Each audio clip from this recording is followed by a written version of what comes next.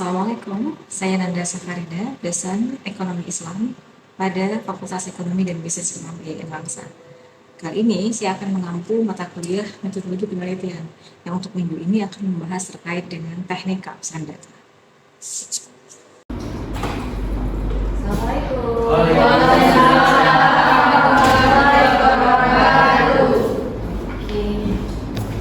Apa kabar semuanya? Sehat?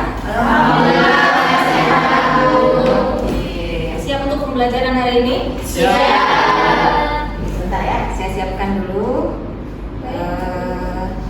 Hari ini kita akan ada materi lanjutan ya dengan materi yang sebelumnya, gitu ya. Jadi tapi ini sebelum kita lanjut ke materi, saya mau tanya dulu nih. Siapa yang hadir? Juliansyah. Oke, bentar, saya catat. Oke, bentar, saya catat ya. Ada keterangan kenapa tidak hadir? Ban bocor. Kita semuanya ada berapa orang? 24. Oke, siapa saja yang tidak datang? Berapa orang yang tidak hadir?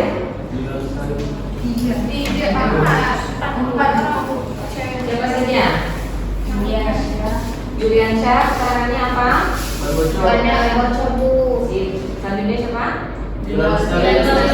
Lestari. Kenapa Dila? Terus siapa lagi? Kenapa? Tidak ada keterangan. Terus apa lagi? Putri tidak apa? Kenapa? Oke, tidak ada keterangan. Berarti ini yang datang ada berapa orang semuanya? 21. Oke. Untuk hari ini pertemuan ya 21 orang ya. Oke. Kita mulai saja. Nah, sebelum kita mulai, saya mau review dulu pembelajaran kita yang sebelumnya. Masih ingat nggak? Oke. Kita sekarang akan belajar tentang teknik keabsahan data. Ini materi yang akan kita pelajari ya. Saya buka dulu slide-nya. Tapi sebelumnya kita sudah belajar tentang apa? Tentang teknik pengumpulan data. Ada berapa cara? Ada berapa cara? Ada?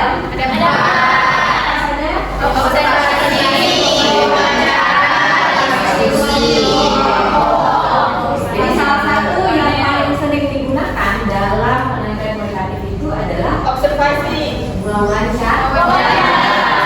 Biasanya wawancara itu diawali dengan observasi terlebih dahulu. Oke. Nah, kemarin juga sih udah kasih tugas. Siapa yang kemarin saya kasih tugas? Tunjuk kanan. Siapa lagi? Oke. Tugasnya yang satu jadi pewawancara, yang satu menjadi narasumbernya, informan yang akan diwawancara. Boleh kita praktik ya? Kita tadi dulu tugasnya. Karena nanti ini akan berkaitan dengan apa yang akan kita pelajari hari ini. Boleh ya? Oke, silakan yang mau praktik. Siapa tadi namanya? Oke, saya sediakan dulu. Silakan. Nah, kita akan lihat ya. Kawan kamu akan melakukan wawancara singkat. Ya, oke, wawancara singkat. Terkait apa? Siapa tadi namanya? Saya lupa. Syarifah. Aldi. Oke. Syarifah, terkait apa yang mau diwawancarai? Terkait di sebuah desa yang berdiri. Oh gitu, informasi terkait masyarakatnya ya. Oke, kita lanjut aja, silakan. Jadi di sini saya akan menanyakan nama Anda terlebih dahulu. Siapa nama Anda? Nama saya Andi Rani. Tinggal di mana? Alamat saya di Desa Merandi. Mandi. Kecamatan Berapa Asih. lama kamu tinggal di desa tersebut? Saya tinggal sudah 23 tahun di Desa Lama ya? dari kecil. Berarti dari kecil ya? Iya. Baik. Bagaimana hubungan antara masyarakat di desa kamu? Hubungan antar masyarakat di desa saya sangat baik. Di desa saya ada juga warga yang non muslim. Jadi kami dengan non muslim itu sangat toleransi, tidak mempermasalahkan agama warga kami. Berarti kayak apa tuh namanya? Moderasi berarti. Iya. Dan habis itu ada terjadi keselisih pahaman di masyarakat tersebut kan, toleransi kan, otomatis ada terjadi selisih paham. Ada terjadi atau enggak? Selama ini kami belum ada, belum pernah terjadi. Berarti baik-baik aja ya? Baik-baik aja. Ada lagi yang mau ditanyakan? Selain dari moderasi masalah agama, kira-kira ada nggak masalah lain masyarakat itu pernah bergaduh Antara kayak Itu pernah terjadi di tahun 2015 masalah apa itu? di desa kami. Itu ada peternakan ayam potong. Siap. Ya. Di situ permasalahan utamanya itu lalat. Ya. Jadi ketika para peternak itu panen ayam potong tersebut, banyak lalat-lalat yang menginggap di rumah penduduk. Berarti penduduk tersebut tidak nyaman. Tidak nyaman. Mau tidur pun banyak lalat. Ya. Berarti apa yang harus dibuat orang ini? Ada dikasih solusi atau gimana? Nah, jadi solusi jalan terakhirnya itu pemberhentian Terhadap usaha terhadap tersebut, ya? usaha peternakan ayam potong tersebut. Berarti nggak ada masalah pegaduan orang ini nggak terjadi kan, cuman karena artinya terselesaikan masalahnya secara damai ya. Secara damai, kekeluargaan.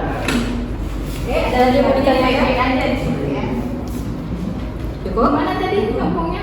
Berani. Cukup. Oke, kasih aplaus untuk teman kamu.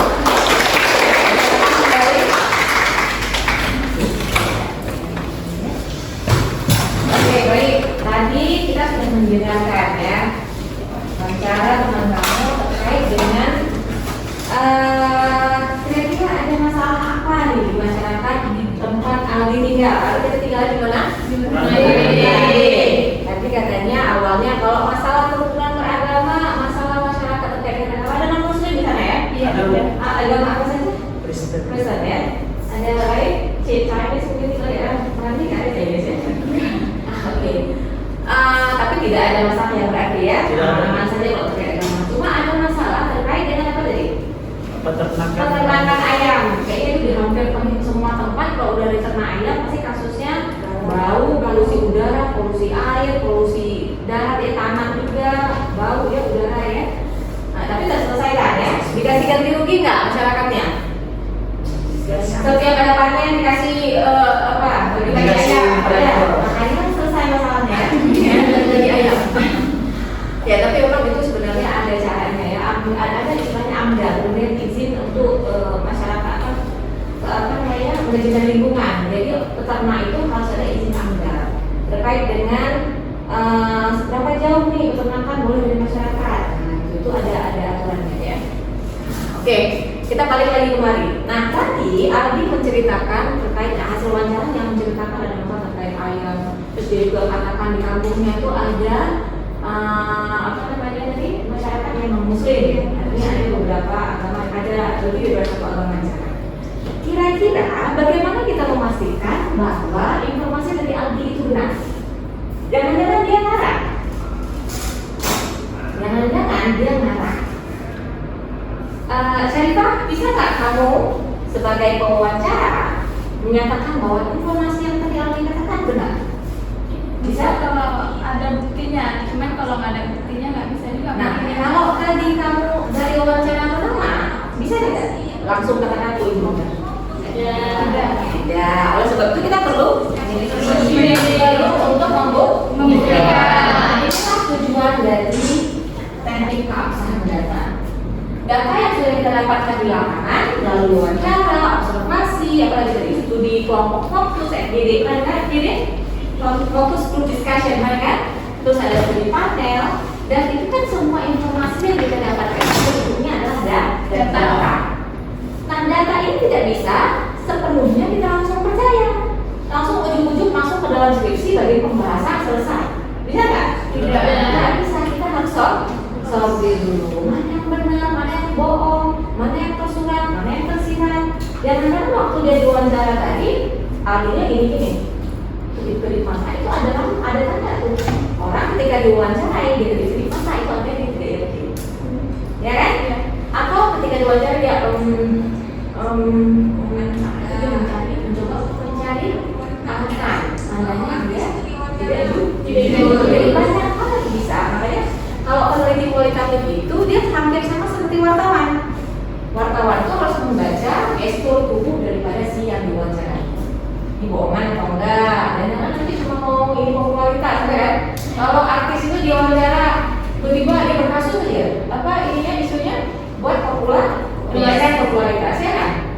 Kalau artis itu ya, tapi Aldi buat artis ya, belum ya. Jadi ini dia tujuan pengujian pertama. Coba dibaca. Siapa yang baca? Boleh. Siapa yang mau baca? Nampak kan? Nah, coba Aldi baca. Pengujian keabsahan data bertujuan untuk memastikan pertanggungjawaban penelitian sebagai suatu penelitian ilmiah. Ya. Kenapa butuh pertanggungjawaban?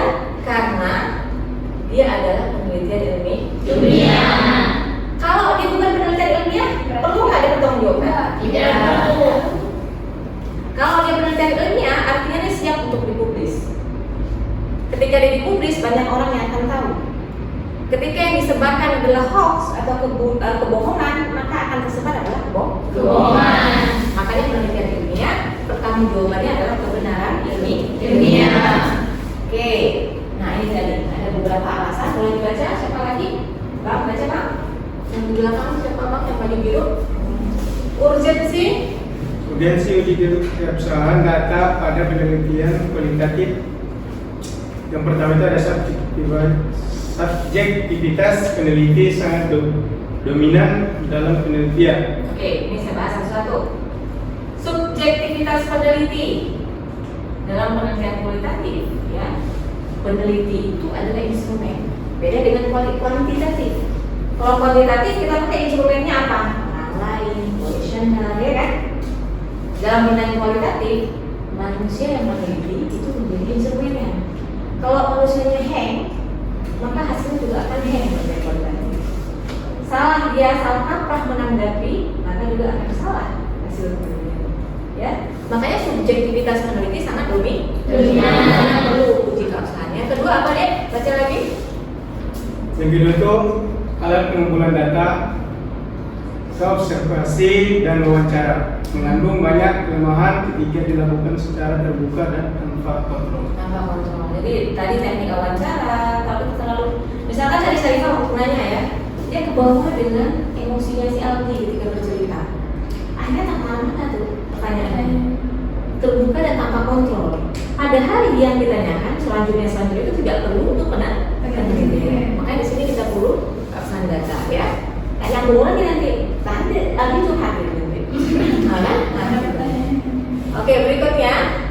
Sumber data yang kurang kredibel mempengaruhi akurasi hasil penelitian. Jadi ketika data tidak kredibel, data tidak bisa dipercaya, maka hasil penelitian tidak bisa juga dipercaya. Oke, ini ada beberapa perbedaan istilah untuk penelitian kembali dalam hal uji keabsahan data. Nah, ini yang kita pakai untuk penelitian kualitatif. Ada 4 macam langkahnya. Ada 4 macam langkah daripada uji keabsahan data. Ya, yang pertama boleh dibaca. Kredibilitas atau uji validitas. Yang kedua, transferability atau uji validitas. Yang ketiga, atau uji reliabilitas. Yang terakhir, atau uji kredibilitas. Oke, yang untuk kali ini kita akan bahas yang kredibilitas. Ini yang paling penting dari semua uji. Ya, kredibilitas data itu apa? Uji kepercayaan. Uji kepercayaan data. Ini data bohongan atau benar atau benar atau benar. 7 langkah ya yang bisa dilakukan dalam uji kredibilitas. Ya. Yang pertama apa? Nah, tuh coba dibaca. Siapa baca satu orang? Boleh Kak? Baca Kak. Perpanjangan pengamatan, baca Kak. Perpanjangan pengamatan. Tindakan tersebut berarti peneliti kembali lagi ke lapangan untuk mengamati kembali, mewawancarai kembali sumber data yang pernah ditemui ataupun yang baru. Harapannya peneliti bisa membentuk raport dengan sumber data. Ada rapor. Rapor ini bukan nilai MSD ya. Apa itu rapor? Nah, ini. Apa? Coba baca. Hubungan saling Rapor adalah memahami gagasan atau perasaan satu sama lain. Satu sama lain sehingga komunikasi menjadi lancar. Nah ini ada gambar nih, bisa nggak di nampak nggak? Nampak. Coba baca ini apa ada tulisannya? Baik, lagi.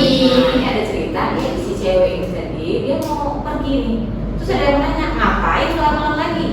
Terus dia jawab apa? mau ngecek apakah data yang saya sebutkan benar. Jadi raport ini penting sekali nih dalam perpanjangan pengamatan. Ini adalah harapan yang harus dibentuk untuk kita lakukan dalam perpanjangan pengamatan. Jadi begini, ketika tadi si Syarifah, kamu kan baru pertama nih sama Aldi misalnya, kamu penelitian ke desanya Aldi, di mana informannya adalah Aldi di kampung Rande. Kamu pertama ketemu sama Aldi, sebelumnya kamu tinggal di mana? Sungai Raya, kamu bisa ya. Kamu ketemu sama Aldi baru pertemuan pertama, minta izin boleh nggak diwawancarai? Boleh. Lalu kamu tanya dari ada nggak masalah bodoh dia cerita ya. Aldi ketika pertama diminta untuk wawancara karena nggak enak, udah bilang aja boleh kan gitu, bikin sombong nanti. Dah, akhirnya dia wawancara. Kira-kira di pertemuan pertama itu mungkin nggak Aldi untuk menceritakan sebenar-benarnya seluruhnya? Tidak mungkin. Kenapa nggak mungkin? Karena Karena apa? karena dia ingin menjaga sebuah desa dia juga kayak menutupi kesalahannya. Ya, dia juga pengennya jangan-jangan ini orang ngapain dari mana, jangan dipublish pula ada desa saya bagaimana kan? Iya. Akhirnya di pertemuan pertama dia nggak mungkin dia untuk apa nih? Ini siapa ini? Nah gitu kan, kamu kan masih nanya-nanya nih, pewawancaranya siapa? Kenapa dia nanya? Oh dia peneliti. Ini penelitiannya mau dipublish di mana? Yang nanti ketika dipublish, desa saya jadi buruk, Iya. jadi viral malah, ya kan? Iya Bu. Nah, makanya butuh rapor ini. Kamu nanti balik lagi setelah wawancara nih besok, kita dicek, ada yang nggak lengkap, balik lagi ke lapangan untuk mengkonfirmasi lagi. Jangan-jangan masalah peternakan ayam tadi yang katanya bermasalah, gara-gara si Aldi nggak dikasih ayam sama yang punya ayam. Maka dia bilang terus, oh, katanya bermasalah. Padahal yang masyarakat yang lain aman-aman aja. Nah, misal contoh lagi yang mana ya? Iya. Atau masalah yang tadi kerumunan beragama. Oh di kampung saya ada yang muslim kok, tapi aman berhukum. Jangan-jangan dia cuma mau biar desanya nggak viral karena buruknya gitu kan? Atau mau viral karena oh ini contoh yang bagus desa ini untuk jadi pilot projectnya untuk moderasi beragama antara tidak ada yang muslim tapi aman akur gitu. Padahal ketika mungkin nanti kamu temui informan lain atau waktu jumpa lagi si Aldi, baru dia bilang nih yang kedua, 3, 4 kalinya kan, sebenarnya kan, tapi jangan bahas siapa ya, karena mau dipublish juga nanti kan. Baru dia cerita bahwa tetangga saya kemarin sempat ribut karena mau ibadah tapi, atau waktu azan kenapa kalau azan kan rasa bising itu. bising, pernah ada masalah ini kan? Nah, jadi yang non-muslim merasa terganggu katanya gitu. Nah, jadi mungkin nah hal seperti itu baru bisa diceritakan ketika ada rapor orang merasa aman untuk bercerita. Kalau dia merasa takut mau dipublish segala macam, pasti dia nggak mau cerita. Makanya perlu yang namanya perpanjangan berikutnya, langkah berikutnya adalah apa? Baca Kak. Coba Kak baca Kak. Yang berikutnya apa? peningkatan ketentuan. Ketentuan. Ketentuan. Ya. Tindakan kebenaran data yang telah dikumpulkan dengan tujuan mendeskripsikan data lebih akurat dan sistematis, terutama terhadap makna-makna yang tersurat dan tersirat. Ya. Bekal peningkatan ketekunan bisa dilakukan dengan membaca referensi buku, hasil penelitian maupun dokumentasi terkait tema yang diteliti. Oke, di sini ada gambar nih. Ada orang duduk di depan dan zaman dulu komputer ya. Sekarang yang sudah 5.0 ya, bukan before ya, sudah 5.0 orang nggak duduk lagi di depan komputer. Duduknya di mana? Nggak laptop pun. Yang sudah lipat-lipat kan, tidak bawa ya kan. Nah ada yang bilang nih ngapain serius amat sih, sok serius ya kan. Nah, padahal apa dia jawabnya?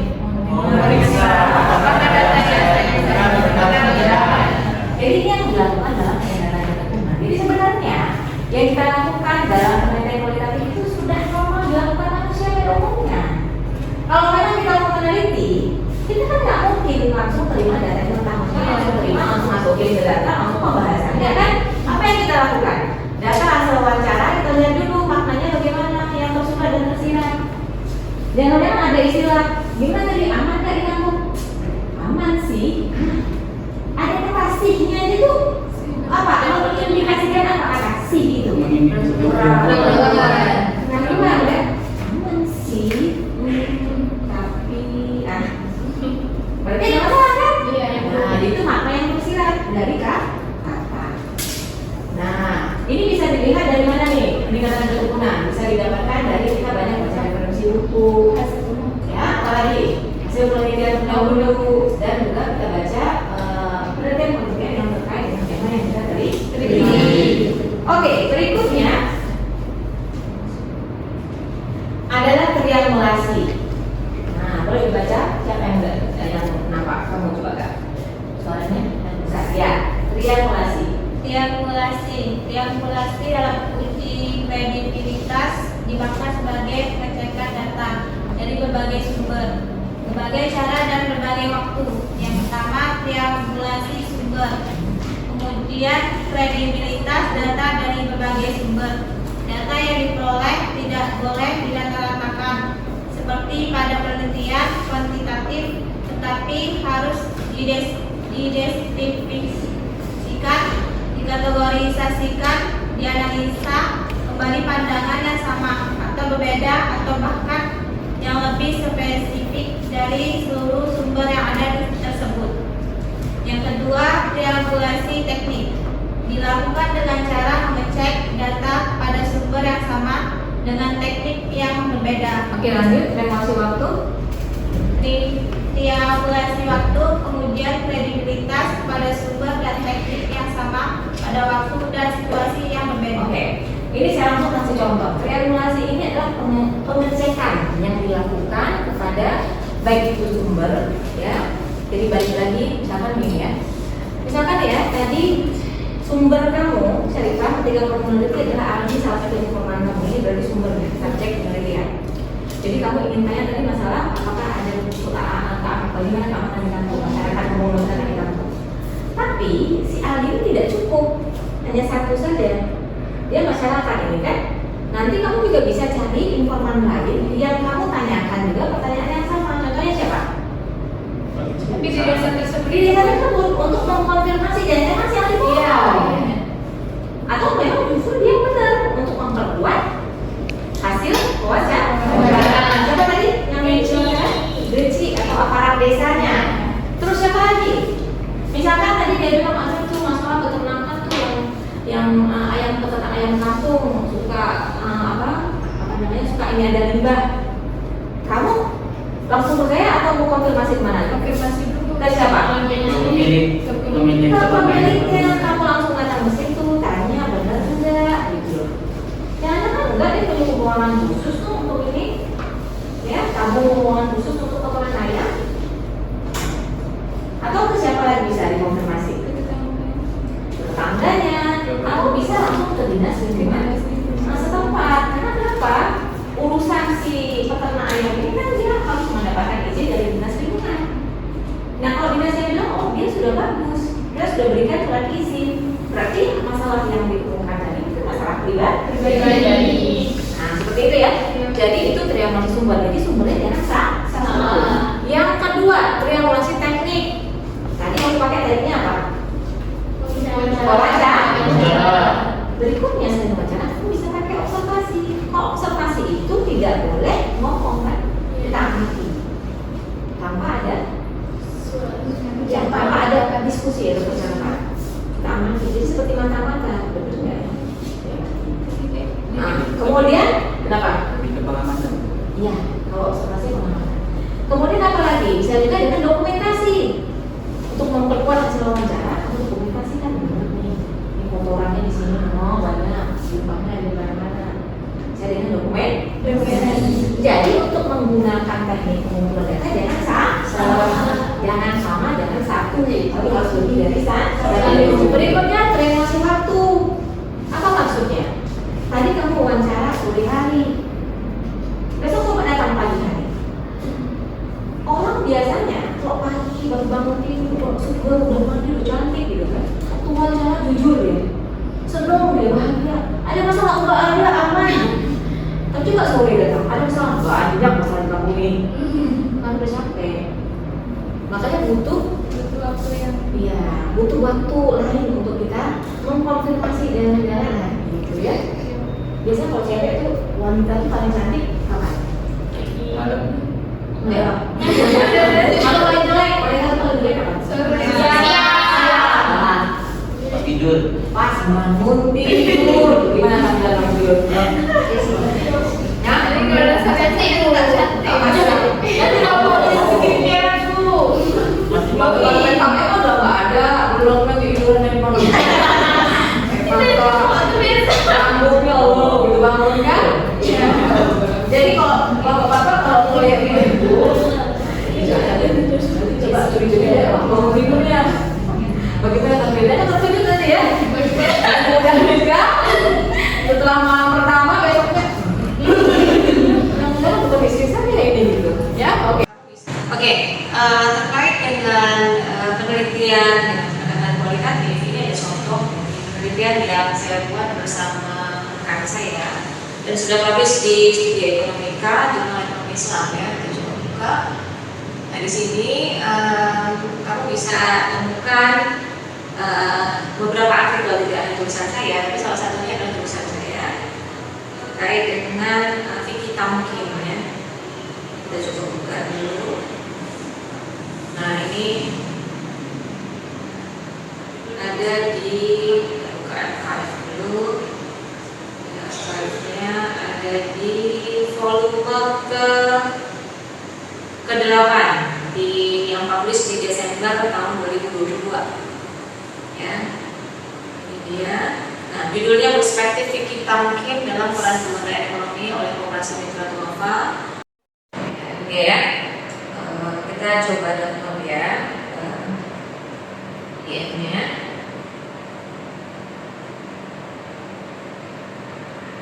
Oke, sebentar.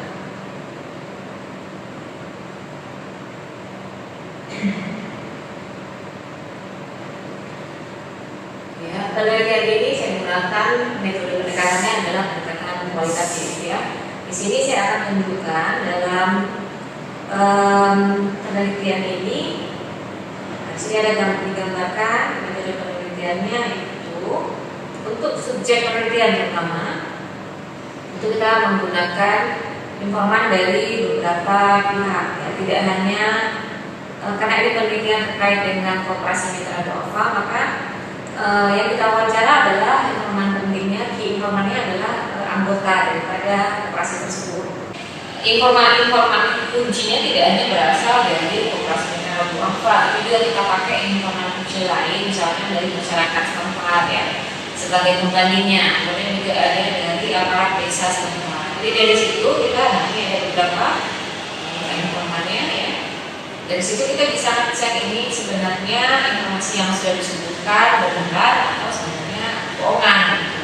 Jadi di sini kita lakukan dari keabsahan data beberapa hal yang kita lakukan di sini, mulai dari penyalaan pengamatan, ketepunan, peningkatan ketepunan, triangulasi sampai ke member check juga kita lakukan.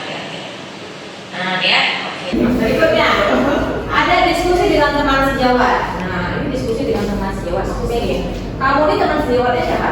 Kamu peneliti, sedang meneliti nih, mahasiswa sedang membuat skripsi. Teman sejawat dari kamu siapa? Pendamping.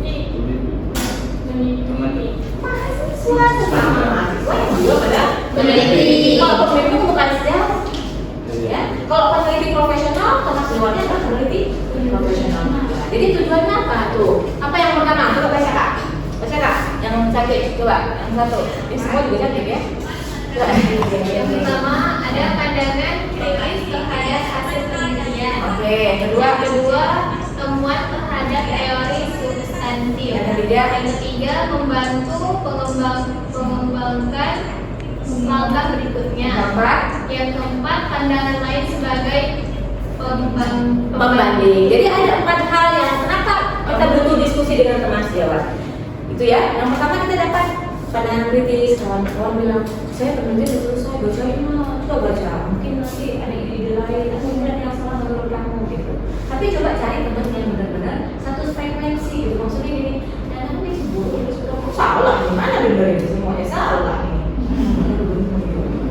Ya, cari yang benar-benar mau dia baca. Tujuannya adalah untuk apa? Sebagai pembanding, mencari temuan teori yang substantif, kadang-kadang kita bingung kan? Ini habisnya mau ngapain ya? Berapa datanya itu ngapain? Terus dia bilang, oh ini yang biasanya habis ini kita buat kelas wawancara, gitu. Jadi bisa bantu untuk mengembangkan langkah berikutnya. Oke. Selanjutnya ada 2-3 lagi ya. Oke. Baca, siapa yang dulu? Nah, ya baca, Bang.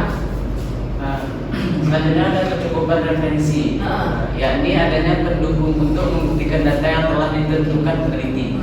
Contoh tuh hasil wawancara yang didukung oleh adanya rekaman wawancara dan data interaksi manusia didukung oleh foto atau video. Nah, ini ada gambarnya.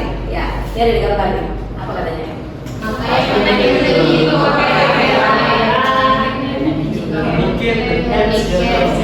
Tahu teks nggak teh? Pernah tahu teh recorder? Nah, dulu kalau wartawan kan suka bawa itu kan, gampang ibadah, HP, ya. Apa jawabannya?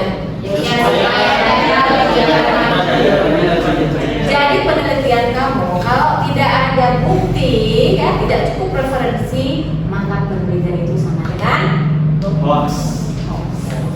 nol, bohong. Makanya nanti ketika misalkan waktu sidang nggak dilampirkan klasik, pakai apa? Pengumpulan data pakai wawancara bu? Ada nggak buktinya? Lupa bu. Nah itu biasa sering tuh masuk. Lupa ketinggalan bu. Itu bisa langsung gagal. Ya? Penelitian kuantitatif tidak ada output hasil pengolahan data sebagai bukti, maka gagal. Ya, tidak ada bukti berarti tidak ada penelitian. Maka ini sangat penting. Oke, kalau wawancara buktinya adalah hasil wawancara secara tertulis. Kalau dia tadi interaksi dengan tadi diskusi wawancara juga ada bukti adalah gambar, foto atau video. Oke, next. Berikutnya 2 lagi ya. Oke. Apa? Baca Bang, baca Bang. Analisis kasus negatif, yaitu kasus yang tidak sesuai atau berbeda dengan hasil penelitian hingga pada saat tertentu. Kasus negatif pada akan memperkecil tingkat kredibilitas data temuan. Contohnya ini, kamu sebagai peneliti itu tidak berterima aja dasarnya, kamu harus cek dulu. Ada 10 informan misalkan, lalu ditanyakan kepada informan ini, apakah Anda puas terhadap bantuan yang diberikan? Puas. Ada 2 orang jawab nggak puas. Itu nggak boleh dibiarkan. Tanya yang 2 orang ini kenapa nggak puas? Karena ini ada yang berbeda. Kenapa ada 1 orang jawab nggak puas? Kenapa? Jangan-jangan yang lain udah disogok. Makanya jawab puas, yang ini lupa disogok. Ya, jadi kita bisa mengungkapkan yang sebenarnya lalu 1 orang yang negatif ini yang berbeda. Atau jangan-jangan dua orang. Ya, oke, itu diperhatikan. Oke, yang terakhir, langkah terakhir adalah apa tuh? Mengadakan member. Boleh dibaca? Baca Bang, Mengadakan member check, yakni memproses pengecekan data yang diperoleh peneliti kepada pemberi data untuk memastikan seberapa jauh data tersebut sesuai. Nah, bisa jadi saat dilakukan penafsiran oleh peneliti lebih lanjut terjadi perbedaan pemahaman seperti apa yang sebenarnya dimaksudkan oleh si pemberi data. Pelaksanaan member check bisa dilakukan secara individu maupun diskusi kelompok setelah satu periode pengumpulan data selesai atau setelah mendapat suatu temuan atau kesimpulan. Dalam pelaksanaannya bisa jadi data yang ada memang disepakati, ditambah atau dikurangi atau ditolak oleh pemberi data. Oke, jadi member check itu adalah langkah terakhir dari uji kredibilitas data ya. Apa tujuannya member check? Adalah tadi kamu tadi udah mengumpulkan informan 10 orang. Setelah penelitian selesai, jadi sebuah penelitian skripsi sudah sampai kesimpulan. Peneliti wajib datang konfirmasikan lagi ke si informan. Bang Aldi, kamu kan informan nih, boleh nggak dibaca?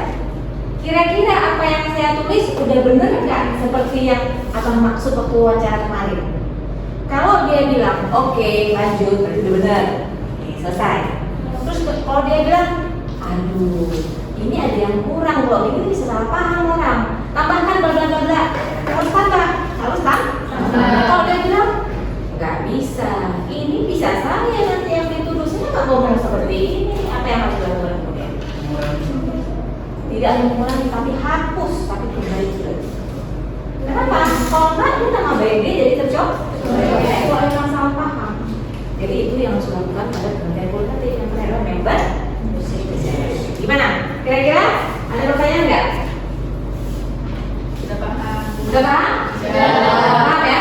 Jadi untuk penelitian kualitatif kita butuh yang namanya uji keabsahan data ya, disebut sebagai uji kredibilitas. Ada berapa tadi uji kredibilitas?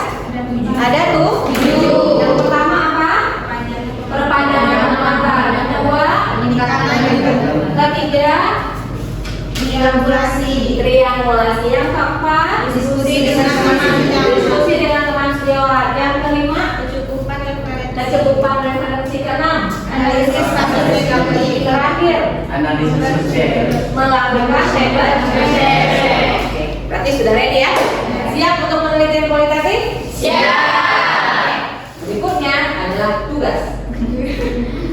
Jadi tadi ini udah tugas sebelumnya adalah buat wawancara ya.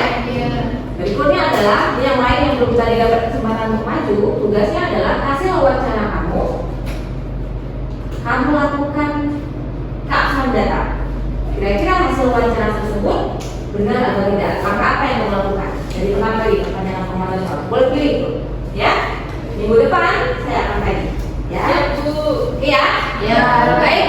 Karena tadi sudah ada lagi pertanyaan, jam waktu sudah habis ya. Kita lanjut minggu depan.